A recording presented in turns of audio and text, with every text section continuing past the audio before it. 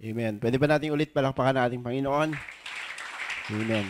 Sino ba nagpapasalamat dahil meron sinugong propeta sa ating panahon at hindi tayo natangay ng sanlibutan, ngunit ngayon ay narito tayo. Sabi nga, kailangan natin lang mag-mature dahil tayo yung mga nobya ng ating Panginoon. Sabi, kailangan na mag-mature ka saan? Sa pamamagitan ng salita ng Panginoon sa ating panahon. Praise God. At ngayon po ay magkakaroon po tayo ng konting break at akin na rin pong tatawagin ng Ladies Choir sa kanilang awitin sa ating Panginoon. Praise the Lord. Amen. Tawagin ka na po sila. Amen. Palakpakan muli natin ating Panginoon. Ayan. Praise the Lord. Amen. Susunod na po natin yung mga bata na aawit para sa ating Panginoon.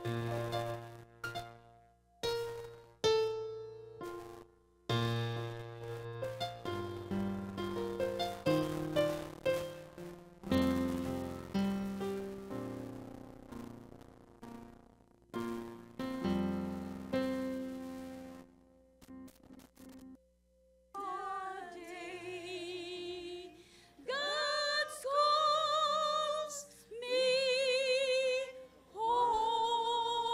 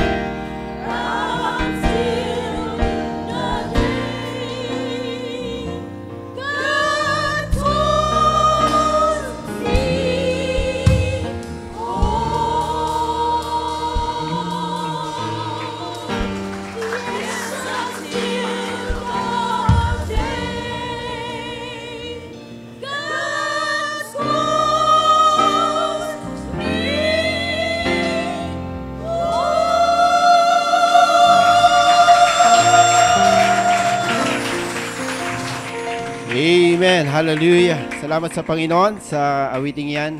Until then, tayo ay patuloy na aawit at magpupuri sa ating Panginoon. Praise God. It's too good to be true, but it's true. Amen? Praise God sa ating mga puso. Alam natin na totoo ang lugar na yun. Praise God. At ngayon naman, tatawagin ko naman po ang mga bata para sa kanilang awitin sa ating Panginoon. Palakpan muli natin ating Panginoon. Hallelujah. Amen.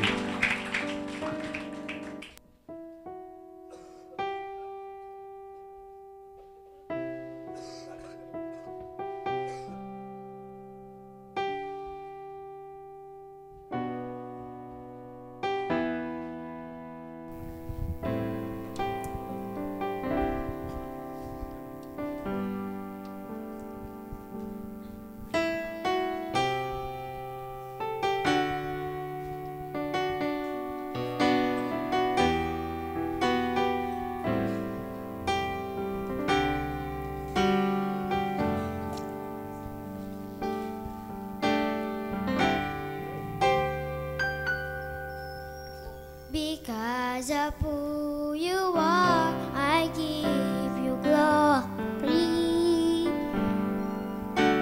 Because of who you are, I give you praise. Because of who you are, I will lift my voice and say, Lord, I worship you. Because of who you are, Lord, I worship you. Because of who you are, because of who you are, I give you glory. Because of who you are, I give you praise. Because of who you are, I will lift my voice and say, Lord, I worship you. Because of who you are, Lord, I worship you. Because of who you are, Jehovah Shammah, my provider, Jehovah Nissi, Lord, you reign in victory. Jehovah Shammah, my Prince of Peace, Lord, I worship you. Because of who you are, Lord, I worship you. Because of who you are, because of who you are, I give you glory. Because of who you are, I give you praise.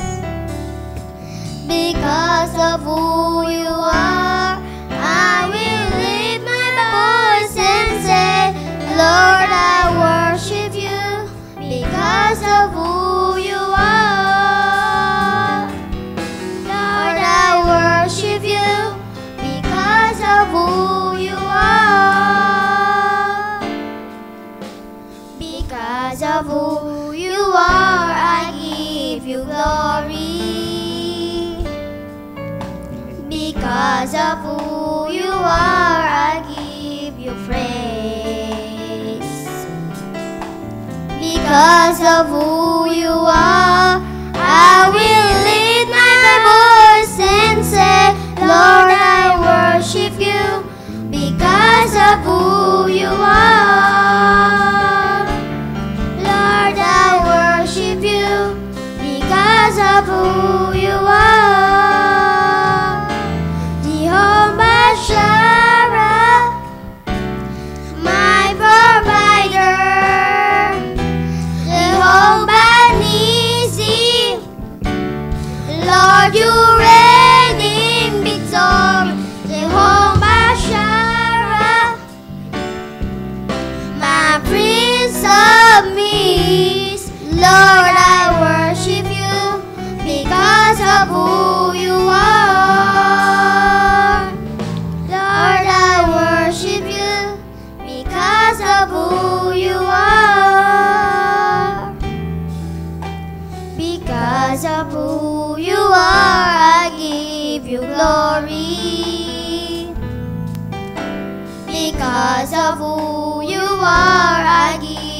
praise.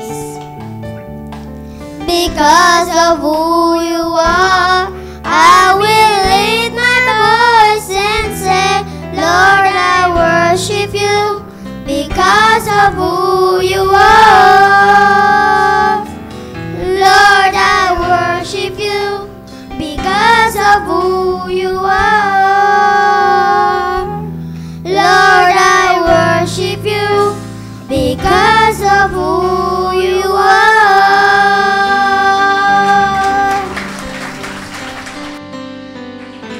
Amen. Salamat sa Panginoon sa awiting yan ng mga bata. At salamat dahil natututo sila na magpuri sa ating Panginoon sa kanilang murang edad. At alam natin na ito ay isang pasimula na sila ay matuto sa ating Panginoon. Praise God. So ngayon naman po ay tuloy-tuloy na po tayo at ating pong sa ating mga bisita ngayon. Sa umagang ito ay batiin natin sila kung meron man po. Amen. At nakita ko po si Brother Alan, si asawa po ni Sister Arlene. Amen. Salamat sa Panginoon dahil nakarating ka, Brother Alan. At naway pagpalain ka ng Panginoon. Matagal na panahon na po namin siya pinagpe-pray na makasama namin sa gawain. Praise God. Amen. Meron pa po mga bisita sa umagang ito. Sister Jolina Tobino from Western Samar under Pastor Dominador Umpad. Pwede po ba siyang tumayo? Praise God. Amen. Saan po ba siya? Ayun, sa pantang gilid. Amen. God bless you, sister. Amen. At meron po tayong mga announcement. Pagpalain po kayo ng Panginoon. At ngayon po ay meron po tayong mga announcement naman. Amen. Sa August 28 po, 2016, ngayon po ay meron pong Group 2 Ladies Department will have a short meeting after the service. So mamaya po yan. Paghandaan po yan ng Group 2. At susunod naman po, ngayon din po ay meron pong church anniversary ng San Pablo po. At 13th church anniversary po nila. Mamayang alas 4 hanggang alas 8 ng gabi. So, yung mga nais pong pumunta mamaya ay makipag-ugnayan na lang po kayo sa ating mga diakono para sa anniversary yan. Praise God. Amen. At today, September 25, General Service in the morning. So, magmula po ngayon, alam po natin na ang ating pastor, ang pamilya ng ating pastor ay pumunta po sa Australia. At ngayon po ay magsisimula po tayo ng ating General Service. At sa mga susunod na araw din po hanggang September 25 ay meron po tayong general service. So wala pong muna nga atin ng hapon. Praise God. Paalala po yan sa bawat isa. Praise God. Amen. Sa September 4 naman, next Sunday, meron pong trustees meeting after lunch. Ang venue po niyan ay sa conference room. Amen. At paghandaan po natin ang ating Singspiration and Testimonial Service sa September 25 po yan sa ganap na alas 4 ng hapon. At yung mga nais pong maghandog na awit, gustong magpatotoo, ay ito po ang pagkakataon ninyo na mapatunayan nyo na ang Panginoon ay dakila sa inyong buhay. Praise God. Amen. Praise the Lord. At ngayon naman, sa October 4 naman, first Tuesday of the month, ang ating pong Men's Overnight Fellowship. Ang topic po ay The Season of Immortality. Ang presenter po natin ay si Brother Rolly Hapon at si Brother Arnel Navales. Praise the Lord. December 23 to 26 ang ating pong camp meeting at Emmaus Bible Camp, Malolos, Bulacan. Ang tema po natin ay The Immortal Season. Are we in the immortal season right now? Amen. Praise God. Praise the Lord. Salamat sa Panginoon. At alam po natin ang bawat isa ay nag-iipon na para sa gawaing yan. Praise the Lord. Prayer request, sama po natin sa ating mga panalangin. Pakisama po sa panalangin si Miss Jessica Nituda. Siya po ay may tumor sa ilong at may central nervous system infection. Nagkaroon po ng infection at tubig ang kanyang utak na way makamit niya ang kompletong kagalingan. Thanks and God bless. So, sama po natin yan sa panalangin mamaya. Amen. At sama rin po natin si Brother Boy De La Rosa na na-injured po nakaraan at alam ko na muntik na pong maputol yung kanyang kamay. Pero salamat sa Panginoon sa pag-iingat ng ating Panginoon. At ngayon po ay nagre-recover na lang po siya. So, ipanalangin po natin ang fast recovery ng ating kapatid. Alam natin na hindi madali ang kanyang naranasan. Pero salamat sa Panginoon dahil iningatan siya. At ngayon, ipanalangin po natin siya mamaya. Praise the Lord. Sama rin po natin ang comfort sa mga kapatid ng ating sa pagkabatay ng ating kapatid na si Brother Ponching sa pagkamatay ng kapatid ng ating si Brother Ponching. Praise God. Baka mo baka po ma-misinterpret niyo po ako. Praise God. So, sama po natin na gusto maranasan nila ang comfort ng Panginoon sa panahon ng ganito. Alam po natin na mahirap mamatayan ng isang kamag-anak na malapit sa atin. Praise God. So, lahat ng yan po ay lapit natin sa Panginoon mamaya. At ngayon naman po ay babati naman po tayo ng mga magbe-birthday sa buong linggong ito. Praise God. Palakpakan muli natin ang ating Panginoon dahil sa panibagong taon na binigay ng ating Panginoon sa ating mga buhay. Praise God. I will keep you safe from the evil one. 1 John 5 verse 18. Praise the Lord. Ang mga magbe-birthday po ay si Brother Crisanto Soriano sa August 29, Monday. Bukas po yan. Happy birthday sa iyo, brother. Amen. Happy birthday again kay Brother Larry Bautista. Sa Wednesday naman po yan, August 31. Happy birthday, brother. At si Sister Mariel Sefe, birthday niya po sa September 1, sa Thursday. Happy birthday, Sister Mariel. Si Brother Darrell Dan Mercado, September 1 din po yan, sa Thursday. Happy birthday, Brother Darrell. God bless you. Amen. At si Brother Justin De Vera sa September 2, sa Friday. Amen. Praise the Lord. Si Brother Boy Leonor. God bless you, Brother Boy. Happy birthday sa iyo. Amen. Si Brother Michael Tiksay sa September 3, sa Sabado. Aba, birthday pala ni Brother Michael, ha? Amen. Happy birthday, Brother Michael. Brother Hansel Karandang naman po sa September 3, Sabado rin po yan, mga kapatid. Happy birthday sa iyo, Brother Hansel. Happy birthday sa inyong lahat from your family, Elect Bride Assembly. Praise the Lord. Tawagin ko po si Brother Ed para po ipanalangin ang ating mga kapatid, pati na rin po ang ating mga requests. Praise God sa umagang ito. Brother Ed, God bless you. Amen.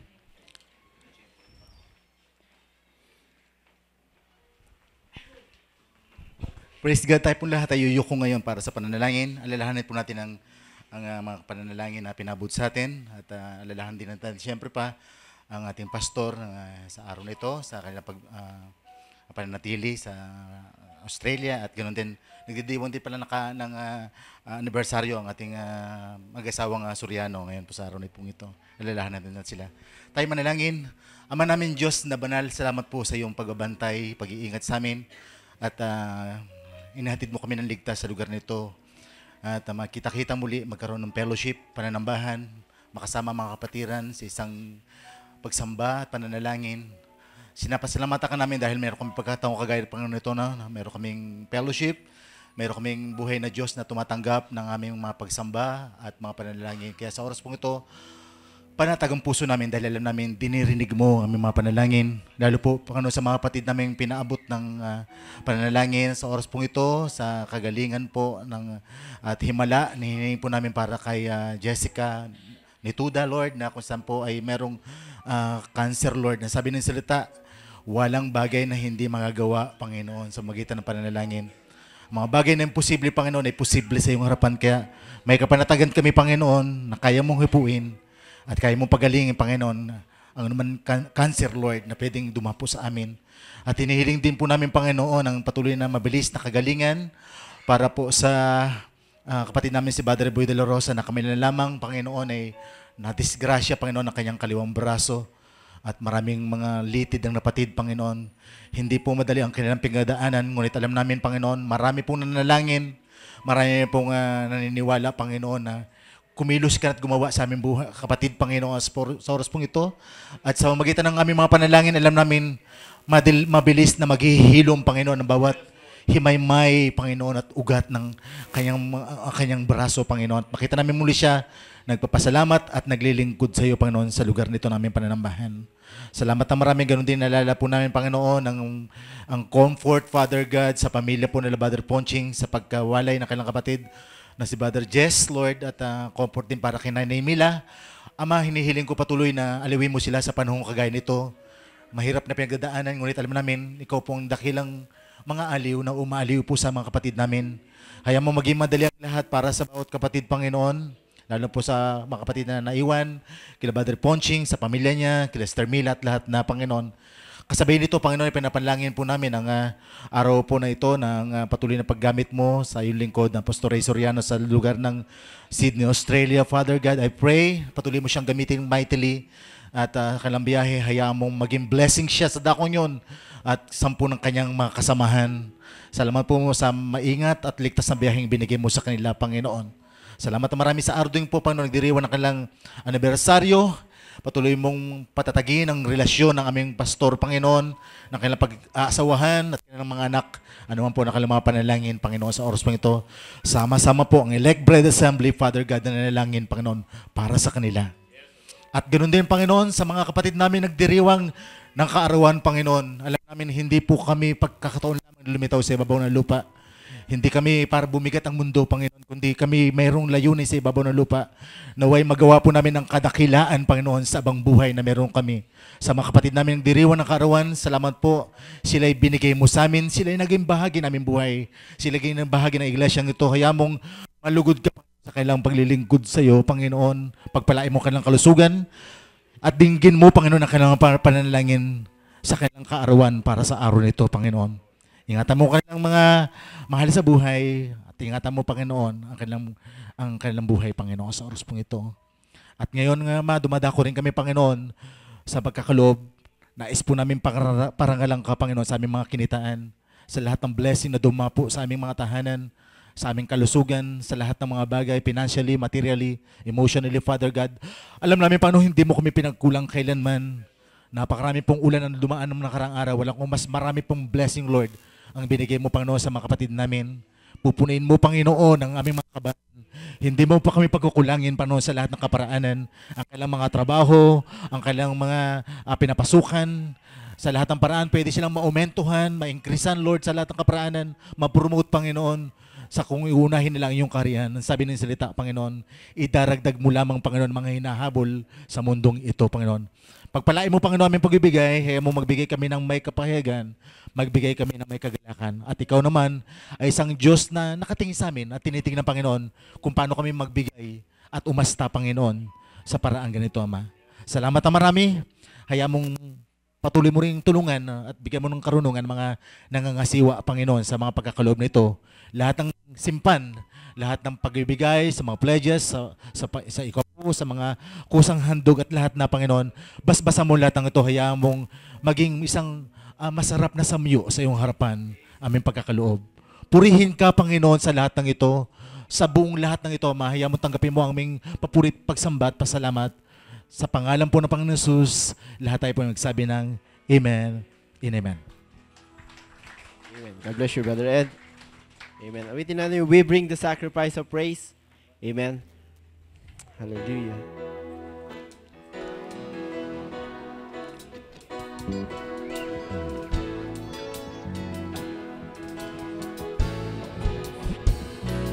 Oh, we bring the sacrifice of praise into the house of the Lord.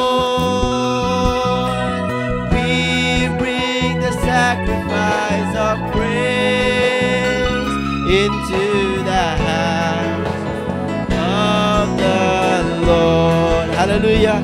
Oh, and we offer up to you the sacrifice of thanksgiving, and we offer up to you the sacrifices of joy. We bring the sacrifice of praise. Hallelujah.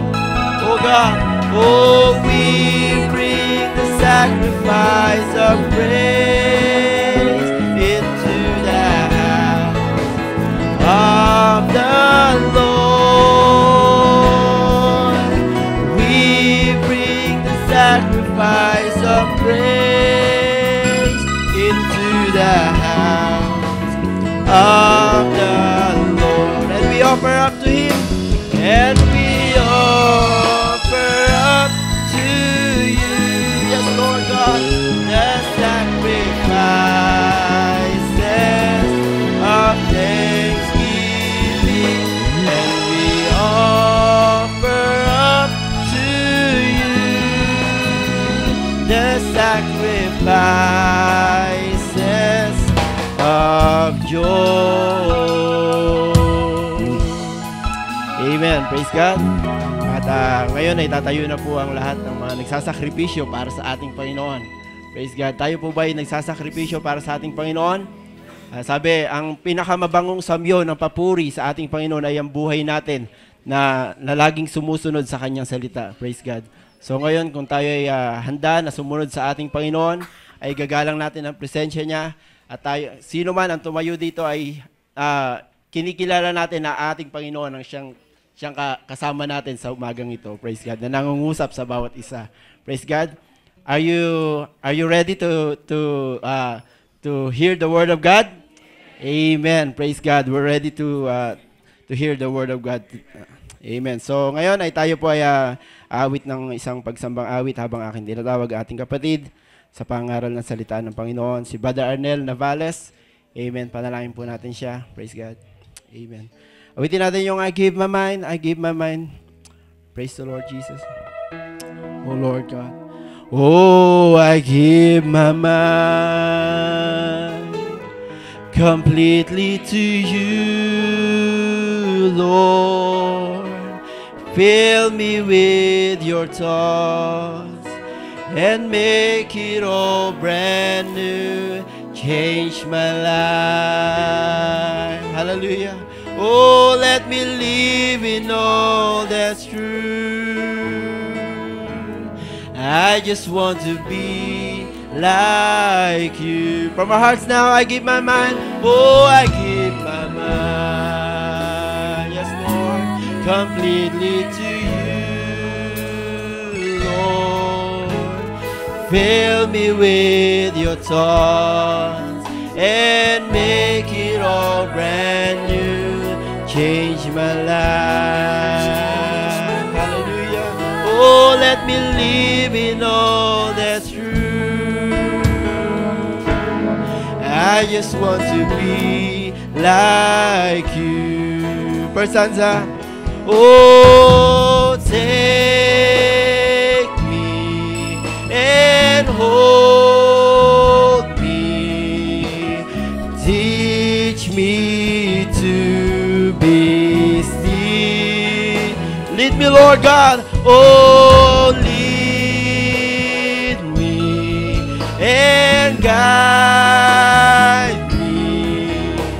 Show me your perfect will. I give my mind. I give my mind. Hallelujah, Lord. Oh, completely to you, Lord. Fill me with your thoughts and make it all brand new. Change my life. Continue to worship Him. Hallelujah. Oh, let me live in all that's true. I just want to be like you. Search me now, Lord God. Oh, search me. Yes, Lord. And cleanse me and purify my heart. Change me, Lord God. Oh, change me, transform me in your image. Let me stand. Brother Nell, oh, I give my mind. Hallelujah, Lord. Oh, completely to you, Lord. Oh, fill me with your thoughts and make it all brand new. Change my life, change my life. Let me live in all that's true. I just want to be like you. Minsan pa, search me and cleanse me, Lord. Oh, search me and cleanse me. Purify my heart. Hallelujah. Oh, change me, transform me in your image.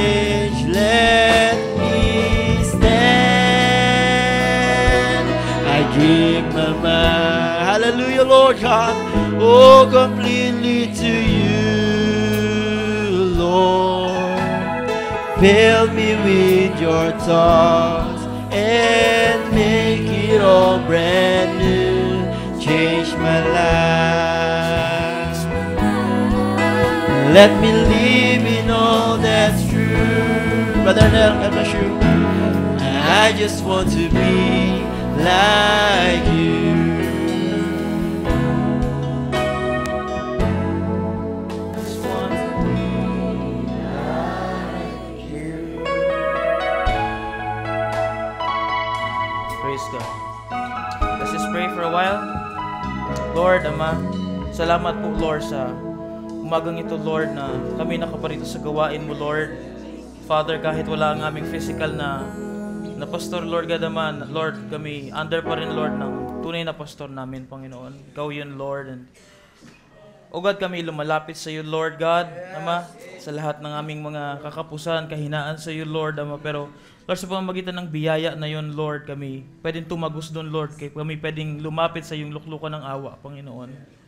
At Lord, narito nga, Panginoon, Ama, ang mga pananalitang ito, Lord, ang mga naisulat, ang mga nailagay sa aking slides, Lord, ay mga bagay, O God, na Panginoon, pwede kong sabihin, Lord, na walang kabuhay-buhay. But Lord, ikaw lang, Panginoon, na may kakayahan na magbigay ng buhay, Lord. At Lord, hindi lang sa intellect, kundi humipo, Lord God, sa puso ng bawat isa, Lord. At gaya ng aming inawit, Panginoon, punuin mo nawa ang aming puso, ang aming isipan, Lord, ng iyong presensya, ng iyong salita, Lord, upang lumabas sa aming bibig, Lord, ay mga bagay na mabuti, Panginoon, Ama, at sa ikakapuri mo, Panginoon. Help us, Lord Jesus, Ama. Tulungan mo ang mga tao, Panginoon, na umunawa, Lord, ng mga bagay na iyong binigay sa akin, Panginoon. And Lord, may you help them, Lord God, dahil, Panginoon, ang interpretasyon ng salita, Lord, ay nakadepende, Panginoon, sa nakikinig, Panginoon. Maliban na samahan kami ng Espiritu Santo, Panginoon, wala kami magagawa, Panginoon. So, Lord, we commit everything into your hands, Lord. At Lord, lahat ng mga ma-achieve namin for today, Lord God, Ama, ay maging para sa kapurihan ng iyong pangalan, minsan pa, Lord. Sa pangalan pa Yesu Kristo, we pray. Amen. Praise God. Makaupo na ho kayo, mga kapatid. Praise God.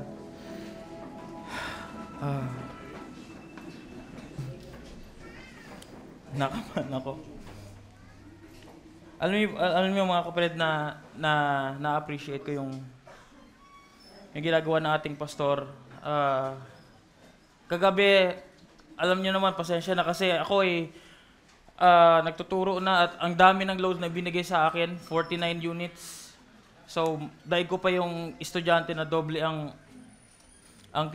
pinag-aaralan. So, bilang instructor kasi sa college, mga kapatid, dapat advance ka ng isa nang nabasa doon sa mga estudyante mo kasi mapapahiya ka, mga kapatid. Dapat marami kang alam. Ang problema ko, mga kapatid, ang challenge ko, pag nasa message ka dito, dapat wala kang alam. Nakita niyo yung paradox? So, napakahirap mag-adjust at kagabi ako'y dumating sa bahay at naganda. Yung katawa ko, gusto ko na matulog dahil napagod ako. But abang iniisip ko, may mga tao nga pala makikinig bukas at naghahangad ng Word of God. So, kailangan kong magsumikap at sa biyaya ng Panginoon, may binigay siya na mensahe. Simple mensahe lang, mga kapatid. Nawa yung mga baguhan, ay yung mga datihan na iwag mas-stumble sa kasimplihan. Dahil ito'y napakasimple lang. Pero wala naman simple kapag Diyos ang kumilos, mga kapatid. So, siguro simulan na natin. And, mga kapatid, let me just give you a testimony first before tayo magsimula. Alam nyo, mga kapatid, nakapagturo ako ngayon sa college. Alam nyo ang requirement, hindi ka pwede magturo without master's degree or units. Now, Brad, wala ka pa naman nun Paano ka nakakapagturo? Well, yun ang biyaya ng Panginoon. Kasi may ginawa ang Panginoon mga way back 2007, 2006. Alam niyo, mga kapatid, pumasok ako sa PUP. Sa PUP, hindi ka pwedeng mag-aral talaga doon nang hindi ka pumapasa ng entrance exam. Bagsak nga yung entrance exam ko noon Kumbaga, wala si Brother Boy De La Rosa, pero si Brother Boy, tinulungan ako na makapasok doon. Isa ako sa mga pakiusap doon sa PUP, mga kapatid. At nung nagsimula ako doon, so bagsak yung rating ko. So kung titignan mo, parang ang hirap magsimula nun kasi hindi mo pwedeng piliin kung ano yung gusto mong course, kung anong gusto mong pag-aralan. At so nag-start muna ako ng tourism. Medyo magastos doon, tsaka hindi tayo ganun kagwapuhan mga kapatid. So, alright. So, second sem, sa biyaya ng Panginoon, may tumulong sa akin. Ako'y nakapag-shift papuntang AB English at so doon ako'y nag-aral at mga kapatid, alam nyo, ang pinakamasakit palang mangyari sa iyo mga kapatid, makakuha ka ng grade na 3 doon sa major mo. Yun ang pinakamasakit. At so nagpapasalamat ako dahil sa biyaya ng Panginoon mga kapatid. Nung graduate ako noong 2007, 2006 tinawagan ako or mga before December.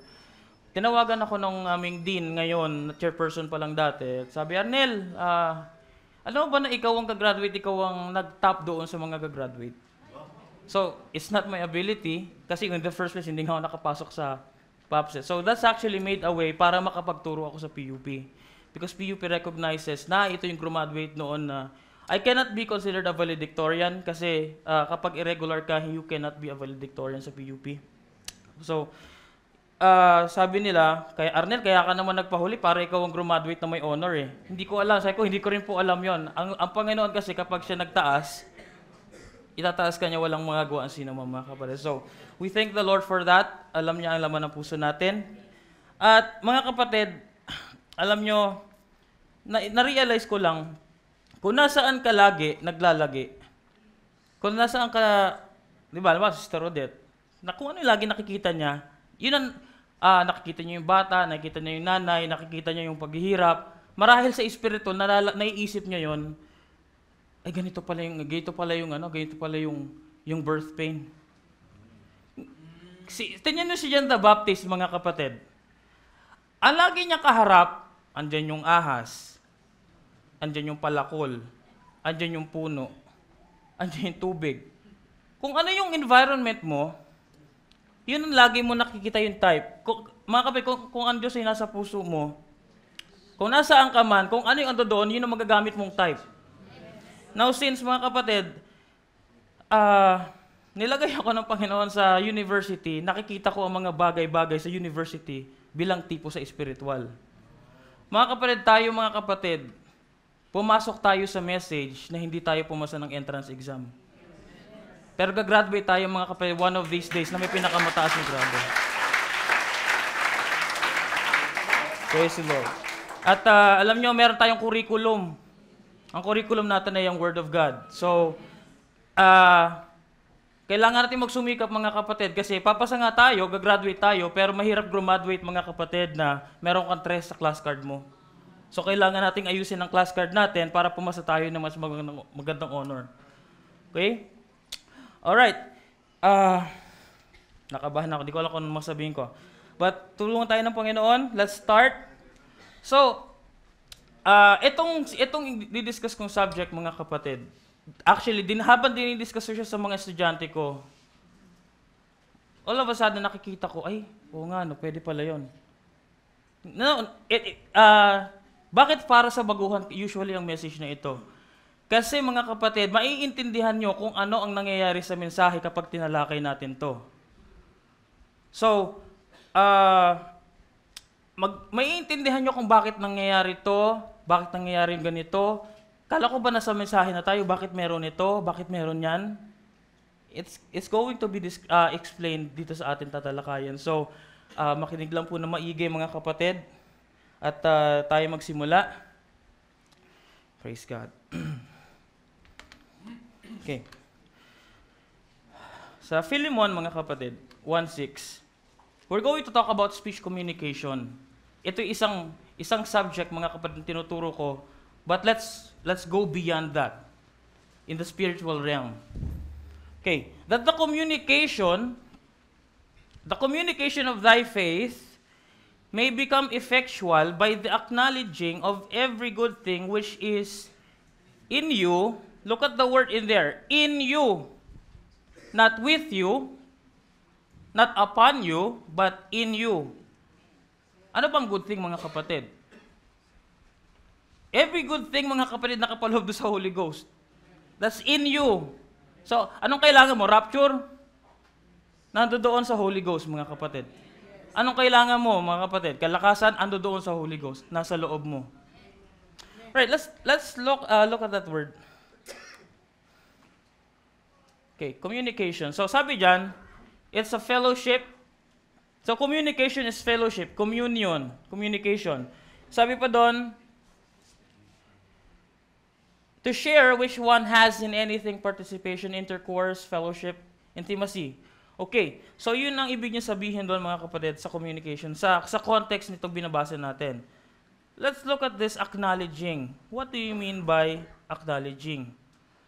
So sa kulay pula, mga kapatid, precise and correct knowledge. Kasi mga kapatid, pag hindi precise at hindi correct yung knowledge mo, malamang yung gagawin mo hindi rin precise at hindi rin tama. Nagets nyo, mga kapatid? So, having said that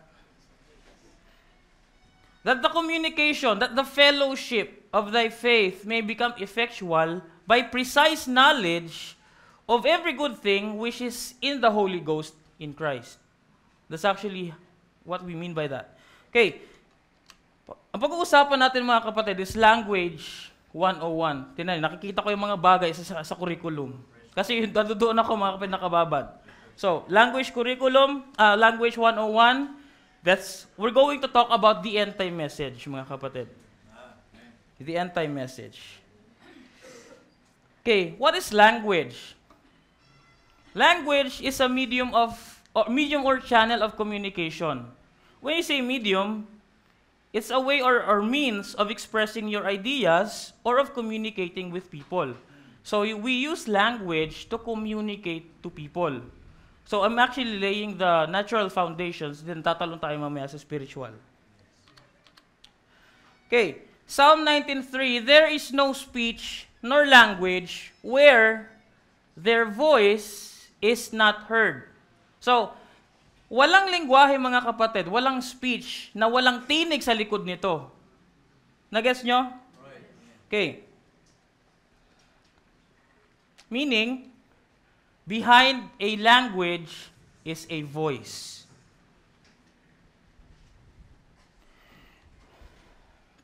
Okay. Now, let's go back to the beginning, mga kapatid. Sa simula pa lang, ang mga tao ay nagnasa na makarating sa langit sa kanilang sariling paraan. Diba? Yan ang nature natin bilang tao. Nung mahiwalay sila Eva at Adan, mula doon sa presensya ng Panginoon, sariling paraan na yung gumana. Kaya di ba, naglagay sila ng damit, tinahi, sariling kaparaanan, mga kapatid. Okay. Genesis 11 verse 1. And the whole earth was of one language and of one speech. One language, one speech. And they said to another, go. Tayo sa verse 3. And they said one to another, go to, let us make brick and burn them thoroughly. And they had brick for stone, and slime had they for mortar. So yung time nila kasi, ito yung ginagamit nila kapag nagtatayo sila ng bahay, mga kapatid, which is sa present, meron tayong hollow block, meron tayong semento. Okay. So, meaning to say, dahil iisa yung lingwahe nila, mga kapatid, nagkakasundo sila. Okay. And they said, go to, let us build us a city and a tower whose top may, okay, tingnan niyo yung pinaka-aim nila, mga kapatid, whose top may reach unto heaven. In kahit halos lahat ng relihiyon, mga kapatid, laging ang destinasyon nila sa langit. Doon nila gustong pumunta. Okay. And let us make a name. Tingnan nyo lang, mga kapatid, pag hinighlight ko yan, meron akong ibig sabihin dyan, mamaya may makikita kayong kadugsong yan. Tower whose top may reach unto heaven, and let us make us a name, lest we be scattered abroad upon the face of the whole earth. And the Lord came down to see the city and the tower which the children of men builded. So, children of men, hindi children of God.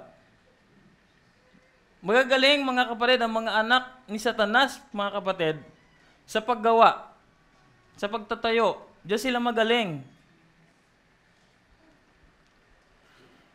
And the Lord said, "Behold, the people is one, and they have all one language. And this they begin to do." And now, si Lord alam niya yung mga bagay-bagay. And they have one language. Knowing na mayroong isang lingwahe, alam niya yan. And now nothing will be restrained from them which they have imagined to do. So, dahil may isang lingwahe, hindi mo sila pwedeng pigilan sa kung anong gusto nilang gawin. Diba?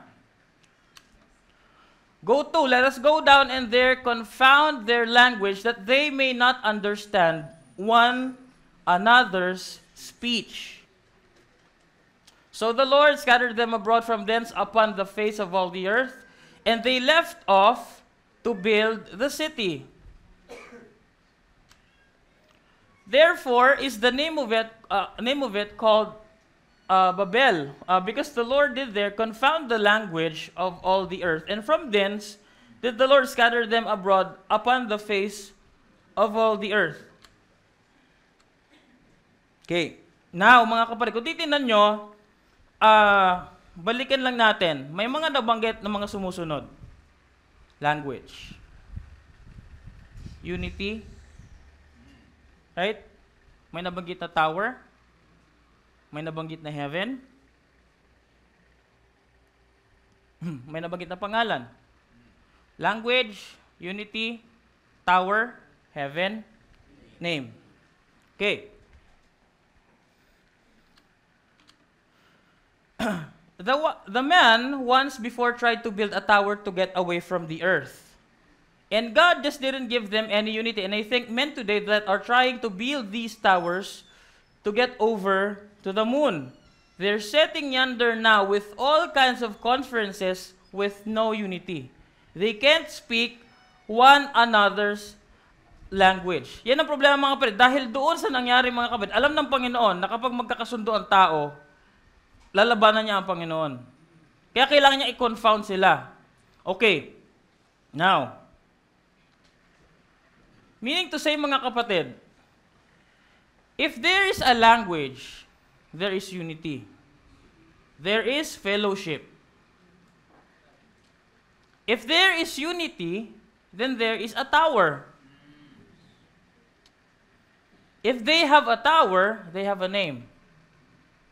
Diba? Ano ba ang sinisignify ng tower, mga kapatid? It's about pride. It's about name. Diba? Kaya tinan yung mga building, pataasan sila ng tower. It's about a name. And if they have a name, they think they can access heaven. Is that true? That's actually what we saw doon sa ating binasa kanina. Alright. Isaiah chapter 55, verse 8 to 9. Ito ang problema, mga kapatid. Itong unang to, ito ang paraan ng tao na paraan ng pag-iisip ng tao. Look at how God thinks. For my thoughts are not your thoughts, neither are your ways my ways, saith the Lord. For as the heavens are higher than the earth, so are my ways higher than your ways, and my thoughts than your thoughts. Now, Bernel, palagay mo ba meron pang ibang reason kung bakit si Lord giniba niya yung tower, yung kinonfound niya yung language at hindi natuloy yung tower? Meron ba siyang reason behind, mga kapatid? Baka naman naiinggit lang si Lord. Siloso ba si Lord? Siloso ba si Lord? Ano English na siloso? Jealous. Alright. Tama. Very good. Kasi nadadala ko. Sorry. Nadadala ko yung pagiging Sorry. Now, ito yung reason, mga kapatid. There's one language that we all ought to know. And that's the language of God. What was mentioned earlier? Language. God's love for one another, a brotherhood among men, what's that? Fellowship, unity. When we learn that kind of language, there will be a tower let down. Tower let down from heavens. Di ba ang tower galing sa baba, pataas? Look at the paradigm, mga kapatid. Yung tower na binabanggit dito, from heaven, pababa. Parang ang layo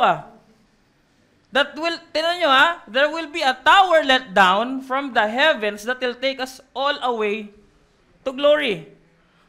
Paano mangyayari yun? May bababang tower. Tapos, yun ang magdadala sa atin sa langit. Teka nga, bumaba nga yung tower Parang ang gulo, di ba? Parang paradox lang, no?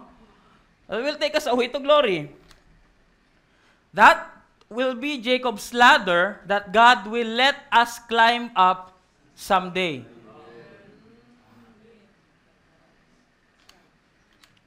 Tanong.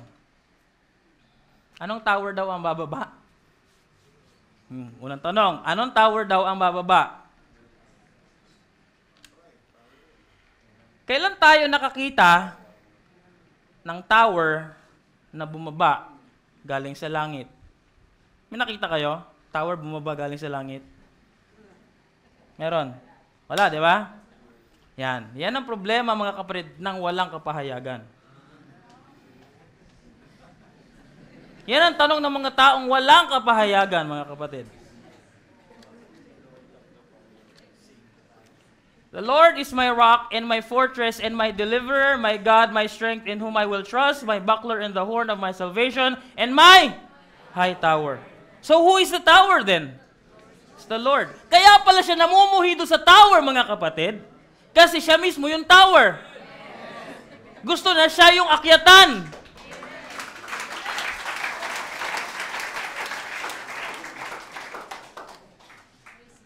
The name of the Lord is a strong tower. Okay, pero sabi mo si Lord ang tower. Bakit yung name niya ang strong tower? Ang gulo naman yan. A person's name is a person himself. So, pag sinabi kong Odette Alcantara, that's a name. Is that a person? So that's a person himself. That's also the Lord himself. The Lord and his name are one. Okay, ibig mong sabihin, ang pangalan na siyang tower ay kailangang bumaba mula sa langit upang matakbuhan ng matuwid. Yung pangalan ba, yung name ba, na siyang tinatawag natin na tower ay kailangang bumaba sa langit? Pakita mo sa akin scripture. Mga kapatid, pasensya na. Hindi ko talaga kaya mag-preach. pang ano lang tayo, pang turo-turo lang tayo. Okay. Tingnan nyo mga kapatid, ano ang fulfillment na yung pangalan ay bumaba? Ano ang fulfillment? Neither is there salvation in any other, for there is none other name. Nasaan yung name? Under heaven. Bumaba yung pangalan mula sa langit, mga kapatid. Given among men whereby we must be saved. So bumaba ang pangalan, mga kapatid. God always fulfill His word. Ibig sabihin, ang pangalan na tinatawag na tower ay kailangan bumaba. Sa pagbaba nito, okay, anong binanggit ko kanina? Ulitin ko. Language, unity, tower, heaven, name. Okay. Ang pangalan na tinatawag na tower ay kailangan bumaba. Sa pagbaba nito ay merong language na ating gagamitin upang magkaisa. At kapag tayo ay nagkaisa na, saka lamang tayo makakaakit sa langit gamit ang pangalan at toring bumaba. Ang pangalan, anong halaga ng pangalan, mga kapatid? Ay password. At ang tower ay siyang nagiging hagdanan natin upang tayo pumaitaas. Naintindihan nyo o hindi? Mga kapatid, itong pattern na to, This is the work of God. Parang ang layo sa pattern, di ba? Okay. This is the work of man. If there is a language, there is unity, fellowship. If there's unity, then there is a tower. If they have a tower, they have a name. If they have a name, they can access heaven. So they're thinking, now with my PhD, and with my LLD, and with my double dead, I can access heaven. Alam niyo mga kapatid, pagpasok ko sa PUP, na-realize ko yung mga tao, all what they care about is having a master's degree, having a doctor's degree. Yun ang iniisip nila lagi. Tumaas ang posisyon, tumaas ang sahod, yun lagi ang gusto nila mga kapatid. At hindi mo lang mabate, hindi mo lang masabihan ng good morning, irereklamo ka na. My God. Is that what education tells us? Di ba? Konting hindi mo lang mabate, galit na sa'yo. Konting hindi mo masabihan na, ma'am, good morning po, unethical ka na. Is that what education is teaching? Kaya sabi ko sa mga estudyante ko, class, I don't believe that education is the ladder to success. Education is just 20% of all the things for you to succeed because 80% relies on your character. Sabi ko sa kanila. Mga kapatid, hindi natin kailangan ng pangalan gaya ng PhD, LLD, or DD, o ng Baptist o Methodist o kung anong pangalan. Ang kailangan natin ay ang pangalan ng Panginoong Jesucristo sapagkat yan ang password ng kalangitan.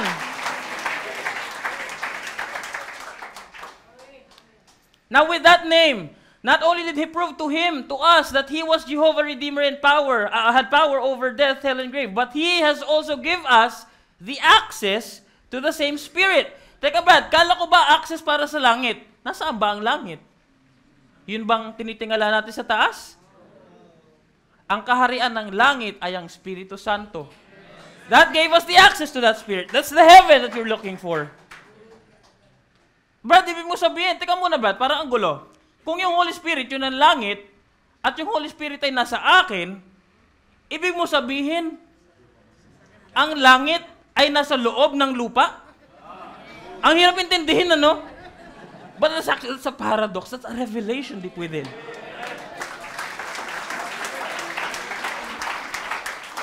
Kung gayon, ano ang language ng Panginoon? Ano yung language ni Lord ngayon? Ito ay ang kanyang salita na naipahayag, the message of the hour. Dito tayo magdedwell mga kapatid. Let's go ahead and check why things are happening in the message. It's very critical. Naalala niyo yung pinangaral ni Pastor bago umalis? It's about staying in the Word. Why? A lot of things are happening right now. Ano ba ang mensahe mga kapatid? What do you know about the message? Is it just about quotes? Or about books? Or about buckle? About belt? About those things? What's the message? Okay, upang masagot ang tanong na ito, ating unawain kung ano ang language. Yan, kaya tayo nag-aaral ng Language 101. Okay. Ito class, basic ito kapag nag-aaral ka ng intro to language. Okay, language, again, language is a medium of communication. It's an M of C, medium of communication. Language class is divided into two.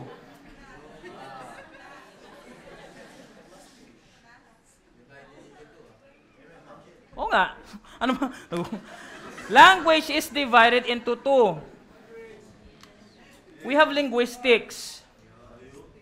Linguistics, when you say linguistics, ano ba dinidil natin sa linguistics mga kapatid? We're dealing with sets of rules. We're dealing with functions. We're dealing with positioning. We're dealing with structure.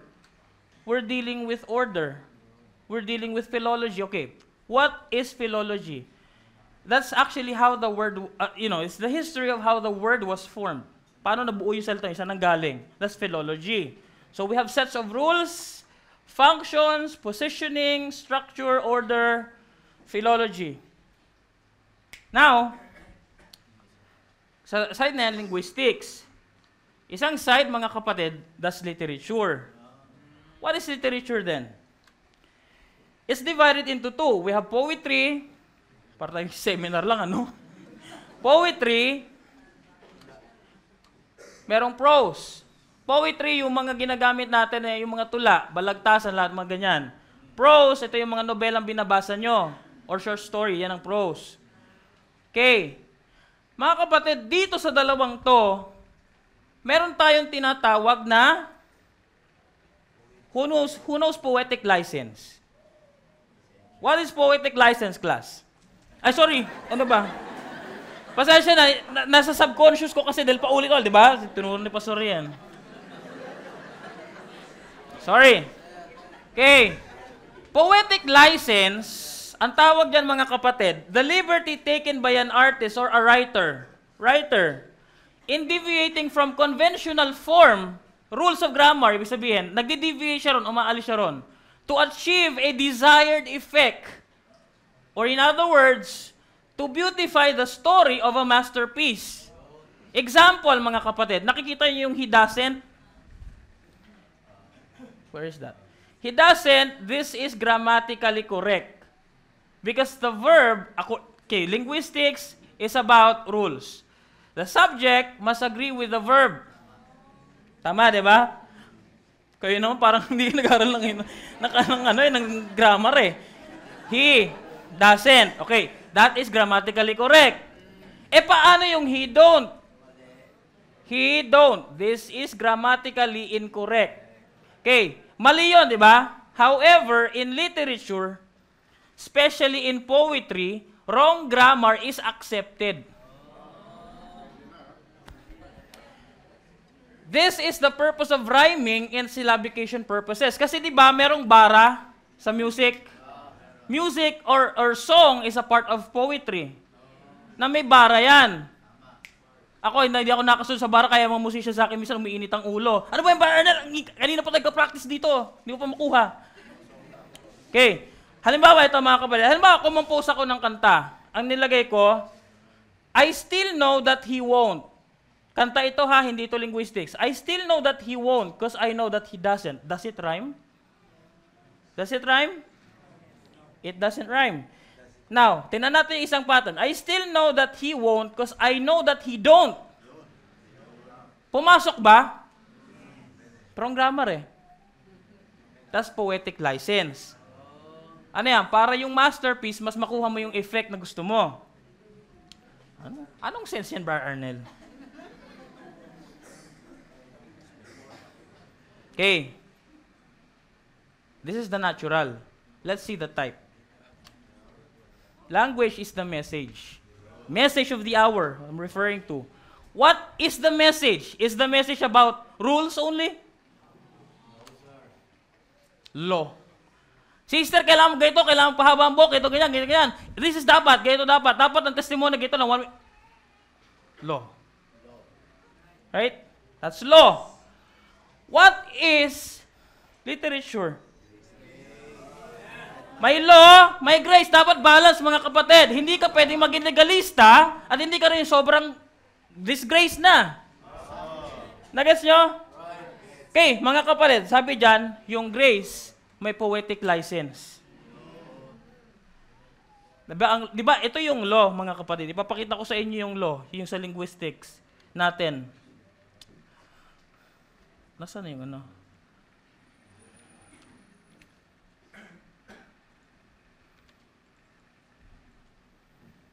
Okay. Since hindi ko makita, can you go over to Deuteronomy chapter 30, verse 16? Alright, thanks. Deuteronomy chapter 30, verse 16. 30. Deuteronomy 30, 16. Okay. Now this is the grammatical rule of God. This is the grammatical rule. Observe it. In that I command thee this day to love the Lord thy God, to walk in his ways, and to keep his commandments, and his statutes, and his judgments, that thou mayest live and multiply. And the Lord thy God shall bless thee in the land, whether thou goest to possess it. So, pagpapalain ka ni Lord, kung gagawin mo to. So, the subject must agree with the verb. Tama? Yan ang rule. Okay. Ano pa? Kapag ka believer ka, huwag ka mag-asawa ng unbeliever. Alam na yan, di ba? Alam na this. Di ba? Now, that's actually the law. Yan ang law, mga kapatid. That's the law. Hindi nyo ba naisip, mga kapatid, parang may pagkakataon, mga kapatid, na parang si Lord, yung subject, hindi nagmamatch doon sa verb. May mga tao, mga kapatid, sila Paul at Silas. Tanungin ko sa'yo, sinunod ba nila to? Tanungin ko kayo, yung time na nakulong sila Paul at pinagpapalo sila, sinunod ba nila to? Sinunod nila, mga kapatid. Pero bakit sila napunta sa kulungan? Parang alayo, parang wala sa grammar. Mga kapatid, that's poetic license. Bakit, mga kapatid? Later, hindi tapos ang story doon. Basahin nyo, may naligtas. Si Jonah, mga kapatid, mali yung ginawa niya, di ba? Linguistically wrong. Poetically correct. Si Jonah, observe, check your Bible. May naligtas ba doon sa barko? Papuntang Tarshish? Meron. Mga kapatid, I believe sila Burgess naglilingkod sa Panginoon. Let me tell you this. Now, sila Burgess naglilingkod sa pinakita ko yan. At habang naglilingkod sila, all of a sudden, umuwi sila ng bahay nila at nakita na, Lord, ano nangyari sa bahay namin? Parang mali yung grammar mo, Lord eh. Naglilingkod kami sa iyo, sabi mo sa word mo, pagpapalain mo kami kapag sunog siya. Lord, bakit nasunog yung bahay namin? Parang yung grammar doesn't match the verb. Parang mali. Or is it poetic license? Baka poetic license si Lord yan. Kasi all of a sudden, mga kapatid, ang ganda ng bahay nila ngayon. What is that? So, hindi tayo pwede mag-stick rigidly sa grammar, but we need to understand that there's always a poetic license. What is poetic license? It's God's way of making your life more beautiful in His masterpiece.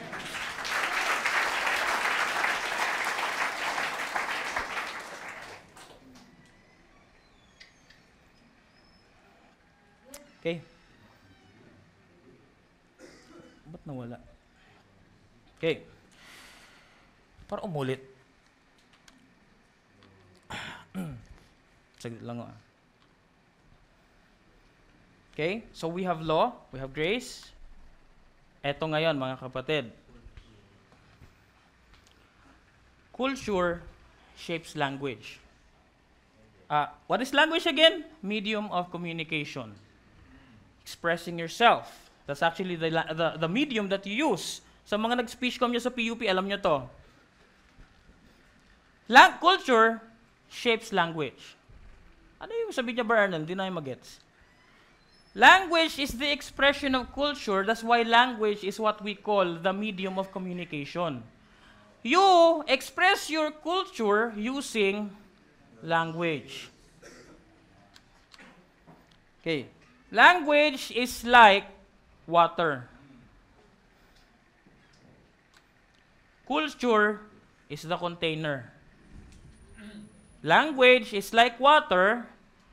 Ito yung culture, yung kinalalagyan. Tingnan nyo yung application mamaya. As the container shapes water, so thus culture shapes language. Diba? Again. Now, what is culture then? Culture is a set of beliefs. Set of beliefs. Customs, traditions, behaviors, habits, and practices formed in a long period of time. Ang culture mo, mga kapatid, hindi siya na-form within 24 hours. Ang culture mo, hindi porket nabautismuhan ka ngayon, bukas, banal ka na. No, sir. It's formed in a long period of time. And it's passed on from one generation to the other. Kaya ang sabi doon sa Acts chapter 2, verse 30 pababa, and to the generation that will come, to them that are afar off. It's passed on from one generation to the other. Okay. Now, lagi natin iniisip na ang kultura ay nakikita sa isang grupo ng mga tao, sa group. Di ba? Ay, ang grupo na yan, may ganitong culture yan. Malalaman mong Bisaya kasi ganito sila magsalta, ito yung Bicolano, ganito, yung Ilocano, yung Pangasinan, ganito sila. You always think of culture as it's actually a part of a group. However, sa hindi nakikita ng karamihan, ng isang individual ay isang kultura. Tanungin ko kayo mga kapatid. Bar Eddie, Ninong, meron po ba kayong beliefs? Kayo mismo, mag-isa lang kayo, meron po ba kayong beliefs? Yes, right? Meron kayong customs. May traditions kayo kahit nasa message tayo. I mean, not the traditional bad sense. Meron tayong habits, may behavior tayo, personally, individually, habits and practices formed in a long period of time. Meron ka niyan, kasi meron ka subconscious. Gets? Alright. Okay, ang isang tao, ang isang individual ay sisidlan, culture, sisidlan or vessel. Culture ng tubig, yung tinatawag natin na language. What's the language here? The message of the hour. And you are the culture. You are a container of the message. Remember, you are a culture, mga kapatid. You are a vessel. A vessel may be a good vessel or a bad vessel. You may be a good vessel. Okay. Now, a vessel may be a good or a bad vessel. But we have this treasure in earthen vessels, that the excellency of power may be of God and not of us. So we are that vessel, mga kapatid. The problem is, whatever culture there is in a man, that's how his language, that's how his life will reflect. That's how you'll know, ay, hindi pa converted si brother. Kasi may culture siya na nagmamanifest sa buhay niya. That culture is actually reflected in the way we live. If the message is a language and the man of an unconverted culture will speak it, ito mag-ingat kayo rito mga kapatid. If the message is a language and a man of an unconverted culture will speak it, there is no life to it but death. Bakit mga kapatid? Ang maruming sisiglan ba? Okay. Kung meron ako sisiglan dito mga kapatid na napakarumi, hindi pa siya nalinis, hindi siya nalagyan ng mainit na tubig, hindi siya nalagyan ng sunrocks or whatsoever, napakadumi niya, nagigitata. Lalagyan ko siya ng 100% na linis ng tubig dito. Tanong, yung tubig ba na yun kapag ininom mo may buhay doon? Wala. The message put in a wrong container will create death.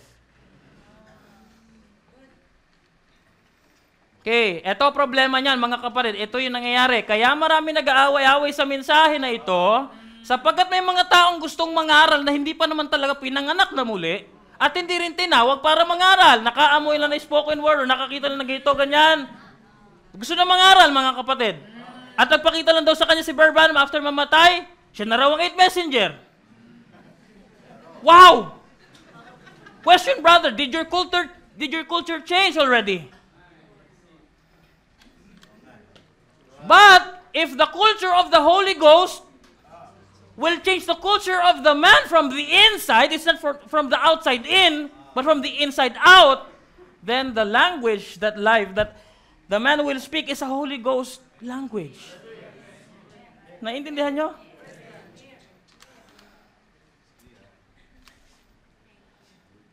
Ito problema ni Cain, mga kapatid. But he hated Abel. He thought Abel was a holy roller. He hasn't changed his opinion. He thought Abel was a religious fanatic and he still believes it. And his formal ideas, Cain, his formal ideas and his culture of his own thing is better than the baptism of the Holy Ghost. No, it's not. Yan ang problema ni Cain, mga kapatid. Our culture is the Holy Ghost. Kung may Holy Ghost ka na culture, mga kapatid, sister, hindi mo na kailangan mamroblema sa pagpapahaba ng buhok. It will come in the right time. Hindi mo kailangan pahabain ng palda mo, it will come in the right time. Change your culture first. Nakuha niyo po? Okay, let's talk about elements of communication. Yan si Pretty May. Familiar ka dito, di ba? Alright. Now, in elemental communication, meron tayong context. In every ito, nasulog tayo ng isang konteksto. Anong konteksto natin about language, di ba? Yan ang context. Meron ditong noise. May batang umiiyak, may batang tumatakbo, may umuubo. Lahat, may noise. May tumutunog na cellphone, may noise. Okay? May sender. Yung sender, yung nangangaral, halimbawa. Meron siyang culture sa loob niya. At kung ano yung culture niya, mga kapatid, ng sender, yun ang nag-shape ng kanyang ideas.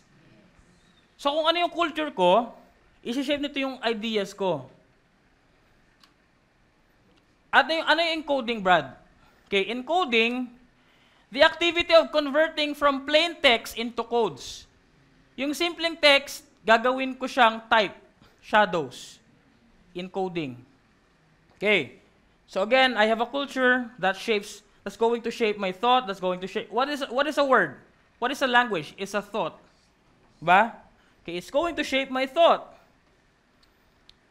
Now, kapag na-encode ko na yung gusto ko sabihin, it becomes the message, what I'm going to say. The receiver, kayo ang receiver, mga kapatid, you have your culture as well.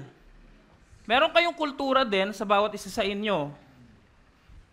Now, yung in-encode ko na message, yung in-encode ko, ang ginagawa nyo mga kapatid, kayo dinidecode nyo naman. What is decoding, Brother Arnel? The activity of converting from code to a plain text. Ay, alam ko na yung sinasabi niya. Nagkakaintindihan tayo. Okay, based doon sa naintindihan mo, nagbibigay ka ng feedback. What is feedback? Whatever you understood from... Okay, kung naintindihan yung sinasabi ko, naturally dapat mag-aamin kayo. Kasi yun ang tama. Di ba? Okay.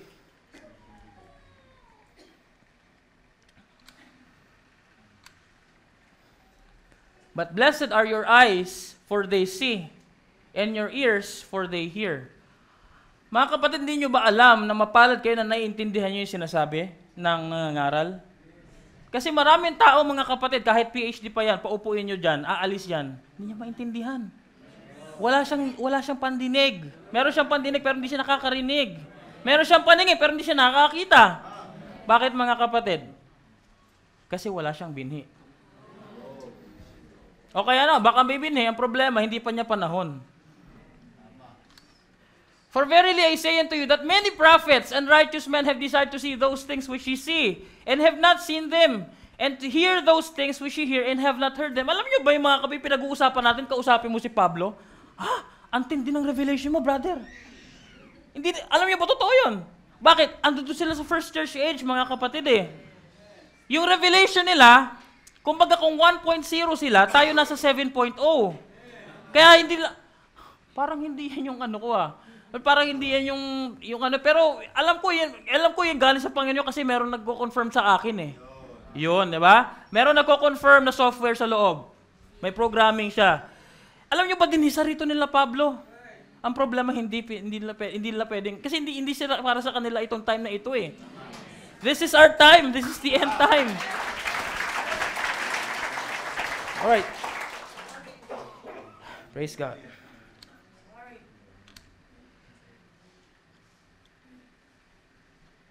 Okay, mga kapatid, paano ngayon? Okay, tingnan niyo yung isang paradigm kanina Kulay dilaw? Kulay dilaw. Punta tayo dito. Paano yan, mga kapatid? Kung yung receiver mo, iba yung culture. Palagay nyo kaya, may intindihan niya ako? You see? That's the importance of having the Holy Ghost. You can never have the Holy Ghost if you were not foreordained. You can never have the Holy Ghost if it's not your destiny. That's as simple as that. Hindi ka pwedeng ma-rapture nang wala kang Holy Ghost. Mara-rapture ka lang kasi nakatakda ka na ma-rapture. Tama? Oh. Lagyan natin sa context ng pag-aasawa. Siguro pwede na ako magturo. May asawa na ako, di ba? Mga kapatid, ang hirap kasi magturo kapag wala ka pa doon. Baka matingnan ako ba, tutulong to. Okay. Sabihin natin, ito believer. Believer, yan. Ito unbeliever, kinuha mo. Ito problema niyan.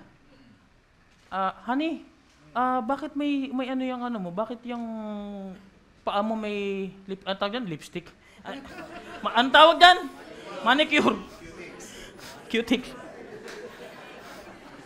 Para si Brother Branham lang, yung lipstick sa mukha, no? Honey, bakit ganyan? Kahit anong paliwanag mo dyan, kahit anong kumbinsin mo dyan, kahit ibabad mo kay Tatay Nemi yan, hanggat hindi nababago ang culture niyan, para kang nagbubuhos ng tubig sa gabi. Bakit? Hindi kayo magka-match, hindi kayo magka-frequency, hindi kayo magka-hertz. Mag-aasawa pa kayo ang believer? Believer nga, asawa mo, ang hirap pa usapin eh, lalo pag babae. May women makes things complicated. Mag-aasawa pa kayo ng unbeliever, ang hirap nga kausapin ng babae na believer. May Holy Ghost pa yun. Tawa kayo ng tawa. Totoo, di ba? Totoo. Aminin. Tawa ng tawa. Tama na. Diretso na tayo. Okay, mga kapatid, it's the same thing. See? Some will not believe at all.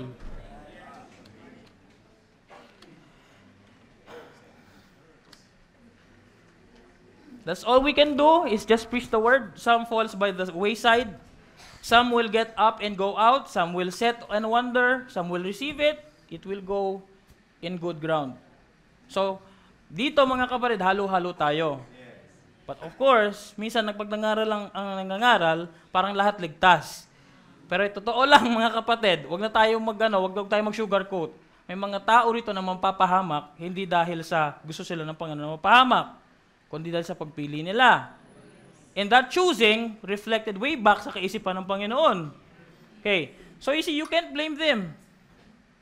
May mga taong tatanggap na mensahe, may hindi, kaya wag mo ipilit pag ayaw. Ganun lang kadali. Ito, siguro last na tayo dito. Tama-tama, 12:03 na. Schemata. Schemata is the reader's background knowledge. Now, mga kapatid, di ba, kung nakikinig kayo kay Pastor Ray, it's about, itong schemata na to, may connection siya doon sa subconscious nyo, may connection siya doon sa learning pattern nyo, sa cognitive development, sa tabula rasa. Tabula rasa is a blank sheet. Kapag ka pinanganak ka, you're like a blank sheet na wala pang recording, wala pang laman. Habang nagkakaedad ka, nagkakaroon ka ngayon ng knowledge ngayon. Lahat ng knowledge na pumapasok sa iyo, vessel ka lang, di ba? Naiipon niya sa iyo, ino-organize mo sa isip mo yan, at kung paano mo sila ma-process sa isip mo, ganun mo tinitinan ang mundo. Okay. Why is it very important? Ipapakita ko yan mga kapatid. Mamaya. So ito yung, alam mo, may text. Bible. May Bible dito, di ba? Kung ano yung iskemata ko, yun ang silip ko sa Biblia. Di ba? Kasi yun ang background knowledge ko.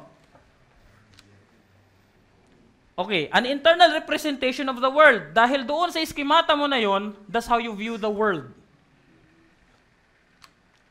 An organization of concepts and actions that can be revised by new information about the world. How meanings are derived. Ito mga kapatid, simple lang to. Denotation is the officially internationally accepted meaning of a word found in a dictionary. Halimbawa, pinto. Literally, pinto. Sin pinto, binubuksan nyo, yun, pinto. Okay. Now, how meanings are derived? Connotation. What is connotation? It's the meaning that an individual gives or interprets based on his schemata. Halimbawa, may nabasa kayo sa Biblia na, at nakakita ako ng pintong bukas. Kung ano yung schemata mo, yun ang tingin mo doon sa pinto. Gets? Kaya nga, dito nyo makikita kung sino ang converted at ang hindi. Diba? Okay, bago tayo pumunta ron, mga kapatid, itong schemata, tingnan nyo, dahil ito yung background knowledge, Si Pastor Ray, na-shape siya sa ibang paraan. Ganon siya lumaki. Teka muna. Saglit lang. Mga kapatid, nung nasa isip ka ng Panginoon, bago ka ibaba sa lupa, wow, bago ibaba sa lupa, ano ko, demigod? Alam niyo ba yung demigod? Yung demigod, yung Diyos, yung sa mga Greek mythology ito, let's put it there. Yung Greek mythology, mga kapatid, meron silang mga Diyos-Diyosan. Sila Apollo, sila Venus, mga yon. Nakikipag-sexual intercourse sila, excuse me for the term, sa mortal, mga tao. At yung anak nila, half man, half God. Ang tawag ng demigod. Alam niyo ba kinopya lang sa atin yon? Bakit? Sino ba tatay nyo? Okay. Si Lord, nakipagniig sa laman, mga kapatid. I'm not saying sexually. Nakipagniig sa laman, kaya ikaw half man, half God. Ang tawag sa'yo, demigod. Kasi ang tatay mo, Diyos. Nagets nyo? Okay. Tingnan nyo ha, kinopya lang lahat yan. Nila, nung mga magagaling na writer, di ba doon sa mythology, meron silang bundok doon, Olympus. Tayo mga kapatid, ang mga tunay na Diyos. Okay. Wala to sa syllabus ko. Mga kapatid, alam nyo ba na bawat isa sa inyo ay Diyos? Kayo ay Diyos. Kaya pag tiningnan nyo mga kapatid, Sis, pakibukas mo sa Genesis chapter 1 verse 1.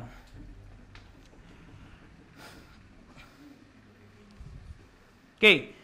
I-click ko mga kapatid yung God. Singular siya, di ba? Sabi dyan. Bakit plural? Rulers, judges, divine ones, angels, gods. Mga kapatid, kasi ang Diyos, binubuo siya ng mga believers, kaya siya plural. Okay. Sinong may pamaypay dyan? Ng pambabae, pahiram. Hiram sis ha. Ito ang Diyos. Ito ang Diyos. Isang unit siya, isang compact na unit siya. Pag binuksan mo siya, ito si Sister Odette, ito si Brother Errol, ito si Ninang Lourdes, ito si... Diba? Andito kayo mga kapatid. And God cannot be complete kapag tinanggal mo tong isang to. It's not going to function well. Mawawala siya ng foundation. Isara natin, ibalik natin sa Genesis. Ilan ang Diyos? Pagdating ng Book of Acts, binuklat natin ng 120. Dumami ba ang Diyos? Same God. Pinadami lang natin dahil ano doon tayo sa loob. Tayo yung rulers. Tayo yung judges. Don't you know that you will judge the earth? Francis? Okay. Now, sila mga kapatid, meron silang tinatawag na Mount Olympus. Yung bundok kung saan sila nagfe-fellowship. Copy lang din yon. Meron tayong Olympus, oh. Ayun, oh. Doon tayo nagfe-fellowship, mga kapatid. So, yung pagkain nila, ambrosia, mga kapatid, ng pagkain natin, message of the hour. Kopya lang ang literature, mga kapatid. Now, tatapusin ko na, parang iba. Patapos na ako. Wala umamen. Okay. Hindi ko alam kung nag-i-enjoy kayo. Ano? Ayoko na. Okay.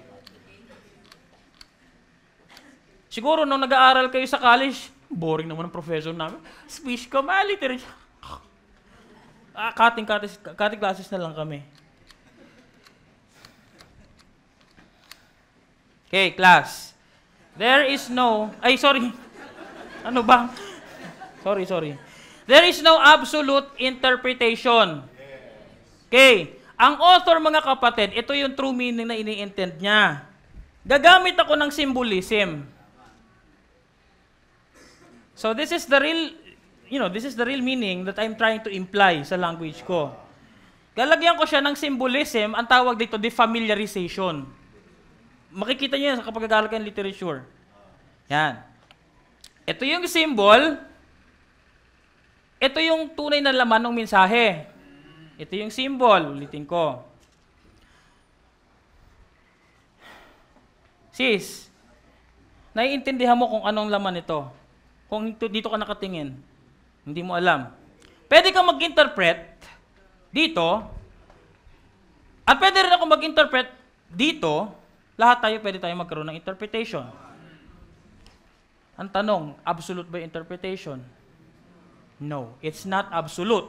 Walang absolute na interpretation. Anyone can interpret a symbol, but the interpretation is not absolute. How do you apply that in the message, mga kapatid? Kaya nga, iisang Biblia lang, ilang daang denominasyon ang nagsisulputan. Di ba? Iisang message, ito yung symbolism, may kabayo, may bow, ano ba yan, may anghel pa dyan. Hindi nila maintindihan, mga kapatid. Why? They're looking at the symbol and interpreting it. Gumagamit sila ng semiotics, study of symbols and meanings. At gumagamit silang hermeneutics, study of interpretation. Pero hindi nila naintindihan kung anong tunay na laman na binabasa nyo.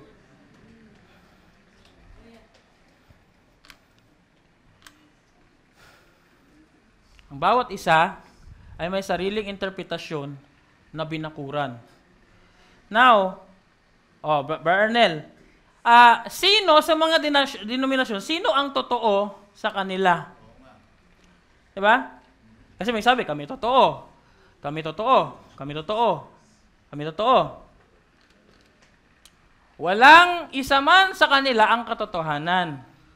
Kasi ang katotohanan, John chapter 14, verse 6. Si Lord Jesus Christ lang. Pero, meron silang mga bahagi na may katotohanan. Kunin nyo yung mabuti na yon, itakwil nyo yung iba. Tama? Ang denominasyon, mga kapatid, meron silang bagay na mabuti, kunin nyo. Kailan ba nagiging absolute ang interpretasyon?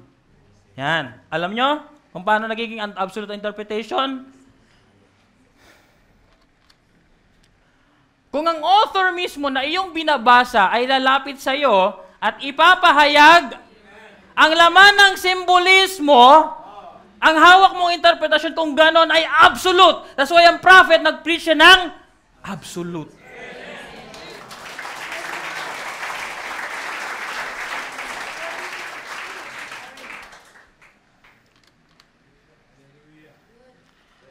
God interprets His word by bringing it to pass. However, okay, ito tayo. Huwag tayong huminturo sa first sentence. Yeah, that's true, di ba? However, He uses prophets to interpret His word. Kahit anong basa ko sa Biblia, kung walang message of the hour, mga kapatid, ayoko nang basahin ng Biblia dahil magkakaroon ako sarili kong interpretasyon. But remember, the prophets, He said, if you call them gods, who the word of God came to, what was a prophet? Sabi ni Branham, what was a prophet?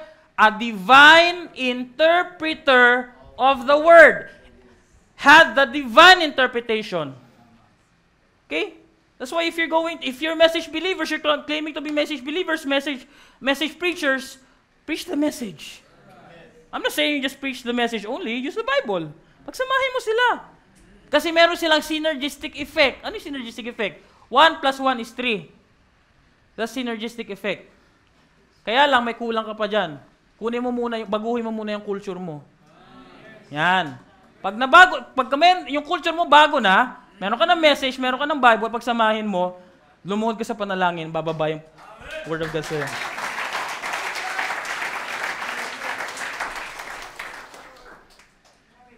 Okay. Paano ba nagpapahayag si Lord? Surely the Lord God will do nothing, but He revealeth His secret unto His servants, the prophets. Therefore, patapos na tayo.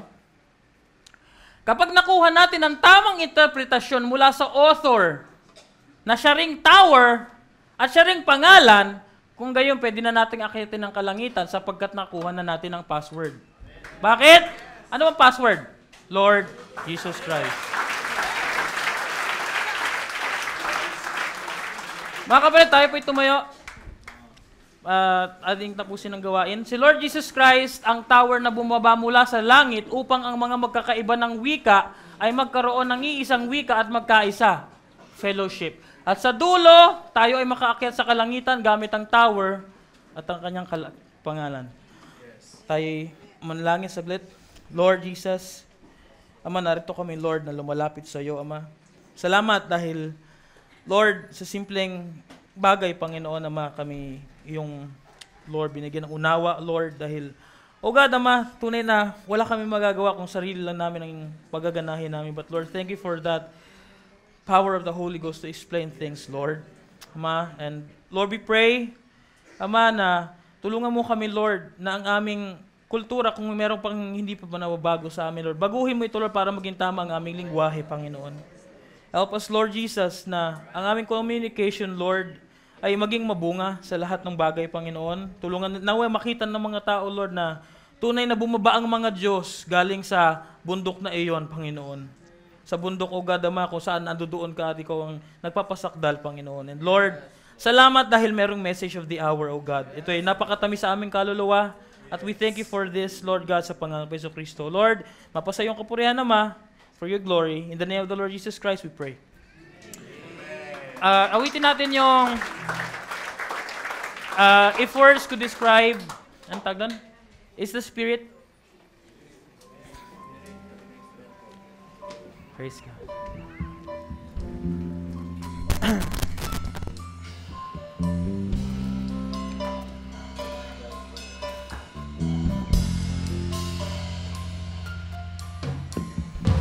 Words could describe just how I feel inside. I'd write a song concerning my dear Lord. The words would be beyond compare to any ever heard that glorify the one that I adore. But my words could not explain just why he bore our shame. No praise could quite convey the love he showed. My song could never fill the heart of a hungry, thirsty soul. Let the culture, but the Spirit in God's Word could make men whole. Yes, Lord. Yes, Lord. It's the Spirit, the Holy Spirit. It's the Spirit in God's Word that makes men whole. It's the Spirit, the Holy Spirit. Why don't you let God's Spirit fill your soul? Where, Jeff? Love could project.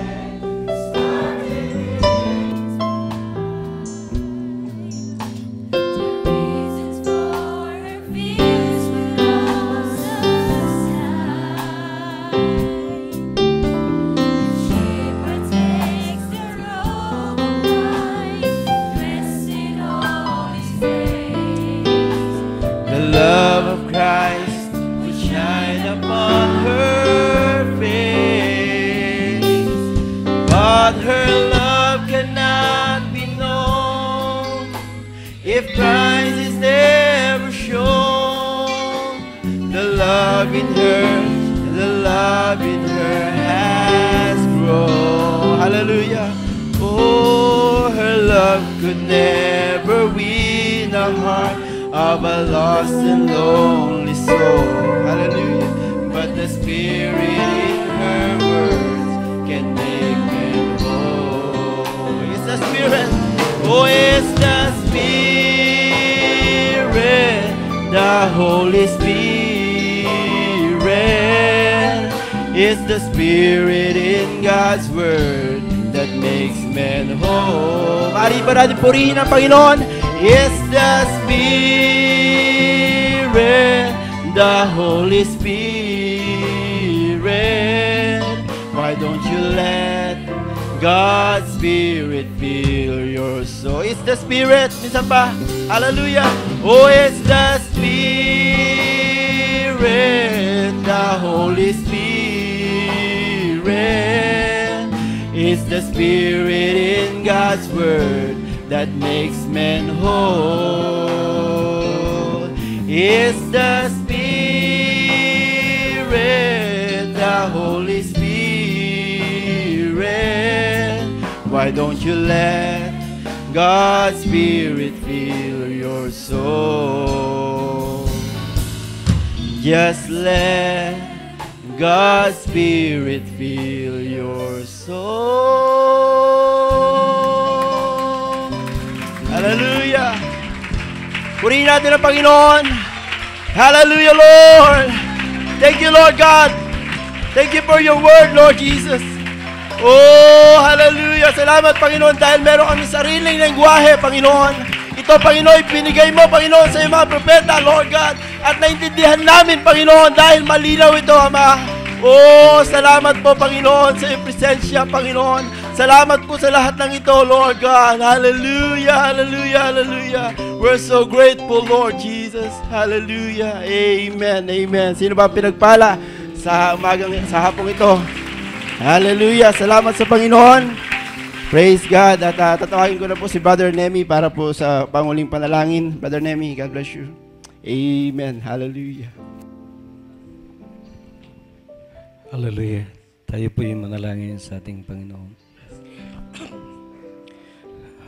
O banal na Diyos, Ikaw po ay variety, Panginoon.